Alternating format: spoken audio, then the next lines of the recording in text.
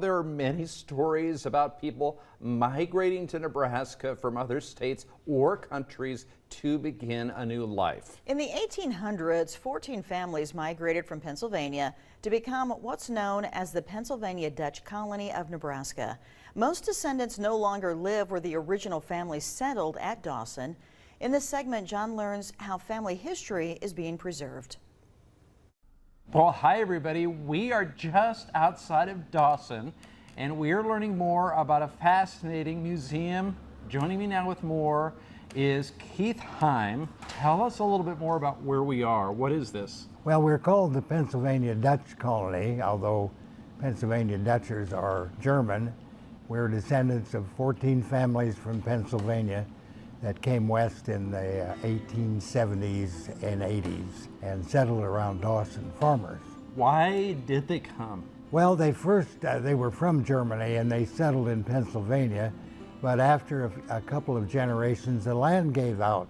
And my great-grandfather had 3 teenage sons and no land, so he heard about the Homestead Act and decided to come west with them. He was the first, but beginning in 1874, 14 families, all related, came and settled north of town on farms. And we're the offspring of the offspring. So you are related to those folks? I'm related to all of them. Okay, so these families came here, they settled on farms. Are all the farms still here? Used to be, if you went north of Dawson about 6 miles, almost all the farms on each side were family.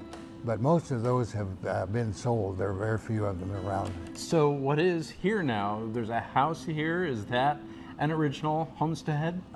It was one of the families built the house about 1895 and had raised 4 generations in that house. We restored it as one of our first projects. Wow, so that's an original home. What are some of the family names or people that you remember? Well, the 3 most prominent were, of course, the Heims, Ulmers, Worcesters, but we had Burr, Echolt, Kurz. My nephew's widow is the only Heim who lives here. There are some in Lincoln and Omaha, and the Ulmers have all moved away, and the Worcesters are gone too.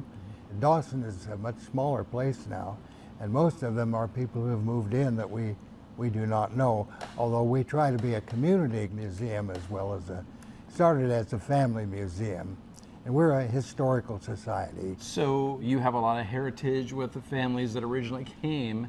You decided to create a museum here then? Yes, about 25 years ago. Okay. Is there anything else we should know just about the families and the family dynamic and the history of the Pennsylvania Dutch that came here? Well, they were emphasized education a good bit, so that we have a number of ministers and doctors and quite a diverse group now. So now there's a museum here that people can come and see and kind of get a feel for what life was like for them.